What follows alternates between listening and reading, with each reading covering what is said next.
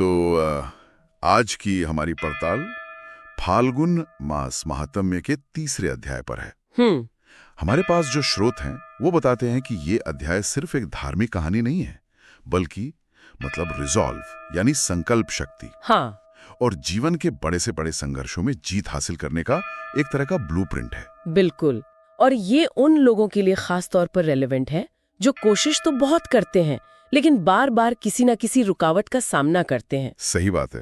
दिलचस्प बात यह है कि हमारे स्रोत the divine path of resolve and victory के मुताबिक साल 2026 में इस अध्याय को सुनने या पढ़ने के लिए सबसे शुभ तारीख 5 फरवरी बताई गई है। 5 फरवरी? हाँ, और वो एक गुरुवार है। गुरुवार यानी देव गुरु बृहस्पति का दिन, ज्ञान और विवेक के देवता। एग्जैक्टली। तो मतलब इस टाइमिंग का भी अपना एक सिंबोलिज्म है। बिल्कुल। चलिए, तो फिर इस कहानी और इसके पीछे छिपे मनोविज्ञान को परत दर परत खोलते हैं, देखते हैं कि असली जीत का मतलब क्या है। जरूर। तो कहानी की शुरुआत होती है महाभारत युद्ध के ठीक बाद। धर्मराज युधिष्ठिर, उस समय के सबसे शक्तिशाली सम्राट। हाँ, उन्होंने इतिहास का सबसे बड़ा युद्ध जीता था।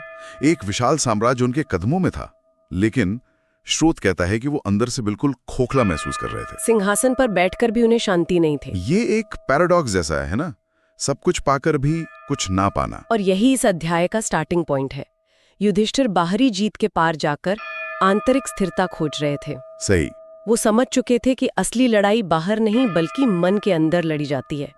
इसीलिए वो भगवान श्री कृष्ण के पास जाते हैं और पूछते हैं कि भाई संघर्षों पर असली विजय पाने का रहस्य क्या है। तो युधिष्ठिर को शांति चाहिए थी, लेकिन श्री कृष्ण ने उन्हें कोई क्विक फिक्स सॉल्यूशन या कोई सीधा उपदेश नहीं दिया। नहीं, इसके बजाय उन्होंने एक कहानी सुनाई जो हजारों साल पुरानी थी।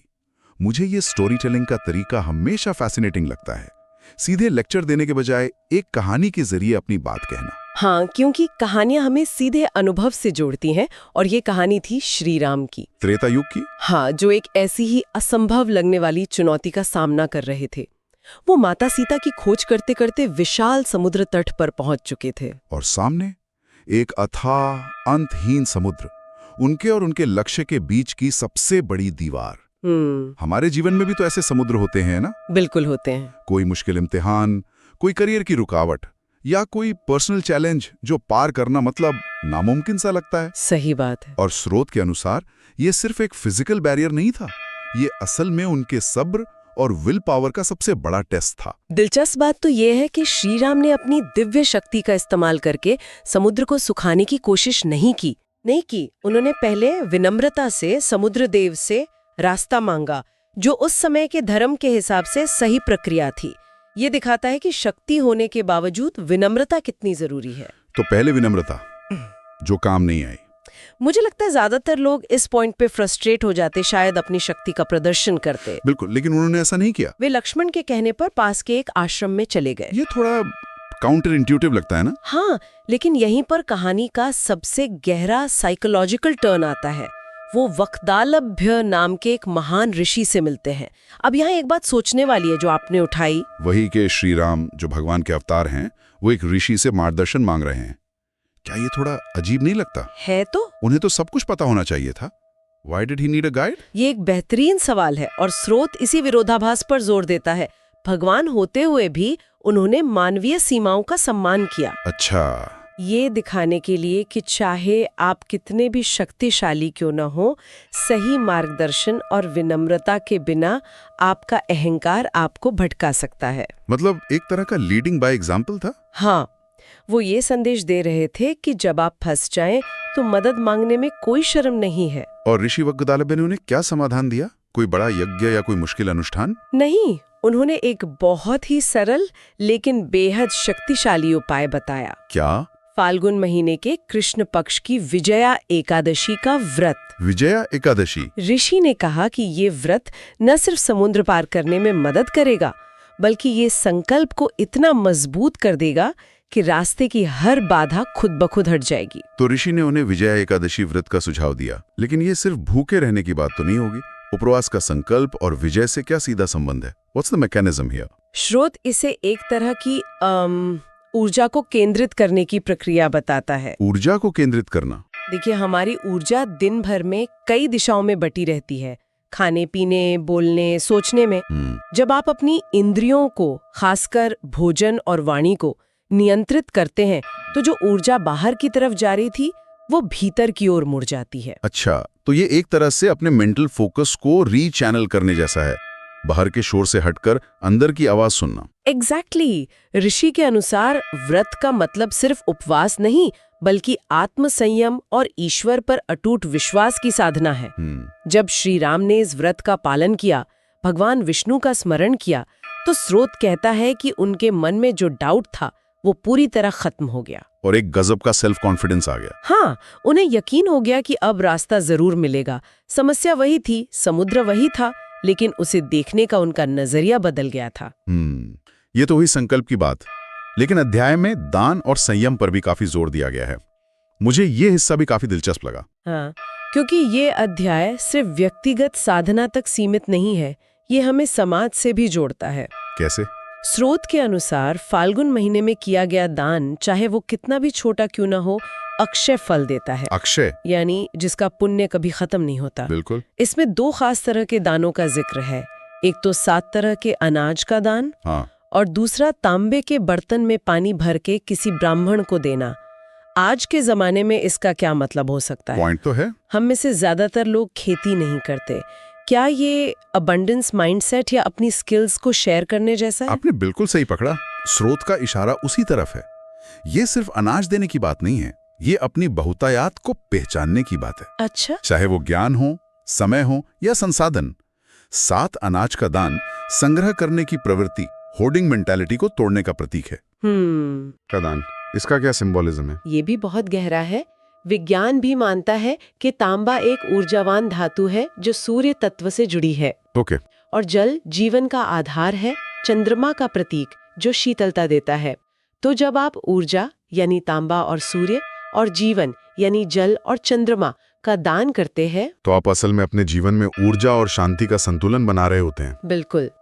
ये अपनी पॉजिटिव एनर्जी को दूसरों के साथ साझा करने जैसा है। तो ये सिर्फ एक रिचुअल नहीं, बल्कि एक साइकोलॉजिकल टूल है अपने माइंडसेट को कमी से बहुतायत की ओर ले जाने का। इंटरेस्टिंग।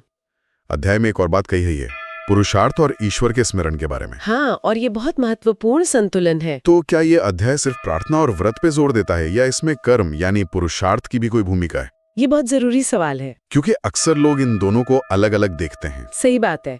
स्रोत में एक बेहतरीन संतुलन बनाया गया है। श्री राम ने पहले अपनी सेना इकट्ठी की, समुद्र तट तक पहुंचे, हर संभव प्रयास किया। ये सब पुरुषार्थ था। उन्होंने हाथ पर हाथ धरकर इंतजार नहीं किया। बिल्कुल नहीं। लेकिन जब पुरुषार्थ अपनी सीमा पर पहुंच गया, जब मानवीय प्रयास खत्म हो गए, तब उन्होंने संयम और श्रद्धा का मार्ग अपनाया। मतलब पहले अपना 100% दो और फिर उसे ईश्वर पर छोड़ दो। ठीक यही। अध्याय ये नहीं कहता कि कर्म छोड़ दो, बल्कि ये कहता है कि जब तुम्हारा कर्म अपनी चरम सीमा पर हो, तो उसे अहंकार से नहीं बल्कि ईश्वर पर विश्वास के साथ करो। स्रोत कहता है कि जब लोग अपनी सफलता का श्रेय पूरी तरह से खुद को देते हैं, तो अहंकार बढ़ता है और यही पतन का कारण बनता है। और जब आप उसे ईश्वर की कृपा मानते हैं, तो सफलता स्थायी होती है और विनम्रता बनी रहती है। अब कहानी के उस हिस्से पर आते हैं जहां ये सारी प्रक्रिया एक नतीजे पर पहुंचती है। हम व्रत पूरा करने के बाद श्री राम वापस समुद्र तट पर जाते हैं। इस बार क्या होता है? इस बार सब कुछ बदल चुका था। बाहर से समुद्र वैसा ही था, लेकिन श्री राम के अंदर आत्मविश्वास और शांति थी। अच्छा। उन्होंने फिर से धर्मपूर्वक समुद्र से मार्ग मांगा, और इस बार समुद्र देव स्वयं प्रकट हुए। वाह। और उन्होंने ही नल और नील के जरिए सेतु बनाने का रास्ता सुझाया। ये तो कहानी का क्लाइमेक्स है। ये वो पल है जब आपकी आंतरिक तैयारी का नतीजा बाहर की दुनिया में दिखने लगता है। बिल्कुल। ये उस क्षण का प्रतीक है जब आपका संकल्प, आपका संयम और ईश्वर की कृपा एक साथ मिल जाते हैं। स्रोत ये सिद्ध करता है कि जब इंसान धर्म और सही नियत से अपना काम करता है, तो प्रकृति भी उसका साथ देती है। जो समुद्र पहले एक समस्या लग रहा था, अब वही समाधान का हिस्सा बन गया। एग्जैक्टली। ये हमें सिखाता है कि संकट हमारे दुश्मन नहीं, बल्कि हमारे अंदर छिपी हुई शक्ति को जगाने का एक माध्यम है। और अध्याय के अंत में फलश्रुति यानी इसके लाभों का जिक्र है। हाँ। उसमें कहा गया है कि जो भी इस अध्याय को श्रद्धा से सुनता या पढ़ता है, उसके रुके हुए काम पूरे होने लगते हैं, दुश्मन शांत हो जाते हैं और आत्मविश्वास बढ़ता है। हाँ, ये एक तरह का साइकोलॉजिकल बूस्ट लगता है। हाँ, इसे आप एक तरह का प्लेसीबो इफेक्ट कह सकते हैं, लेकिन एक बहुत ही पॉजिटिव सेंस में। अच्छा। जब आप ऐसी कहानी सुनते हैं जहां असंभव संभव हो जाता है, तो आपके दिमाग में भी ये विश्वास पैदा होता है कि आप भी अपनी मुश्किलों से पार पा सकते हैं। इसके अलावा कुछ स्पेसिफिक फायदे भी बताए गए हैं, जैसे गृहस्थों के लिए घर में शांति और सहयोग का बढ़ना, या विद्यार्थियों के लिए कंसंट्रेशन और मेमोरी पावर का बढ़ना। ये कैसे काम करता होगा? इसका मूल संदेश वही है, असली जीत बाहरी परिस्थितियों पर नहीं, बल्कि आपकी आंतरिक स्थिरता पर निर्भर करती है। जब आप अंदर से शांत और दृढ़ होते हैं, तो बाहर की चुनौतियां अपने आप छोटी लगने लगती हैं। एक शांत मन बेहतर फैसले लेता है, एक केंद्रित विद्यार्थी बेहतर याद रख पाता है, और एक स्थिर व्यक्ति परिवार में भी शांति लाता है। ये सब आपस में जुड़ा हुआ है। तो अगर इस पूरी चर्चा को समेटें तो फाल्गुन मास का तीसरा अध्याय हमें ये सिखाता है कि संकल्प मतलब रिजॉल्व, संयम यानी सेल्फ कंट्रोल, और श्रद्धा फेथ, इन तीनों का कॉम्बिनेशन जीवन की किसी भी बाधा को पार करने की शक्ति रखता है। बिल्कुल। यह सिर्फ एक कहानी नहीं, बल्कि मुश्किल समय के लिए एक प्रैक्टिकल गाइड है। हाँ, और ये सिर्फ एक धार्मिक कथा नहीं, बल्कि एक गहरा मनोवैज्ञानिक मार्गदर्शन है।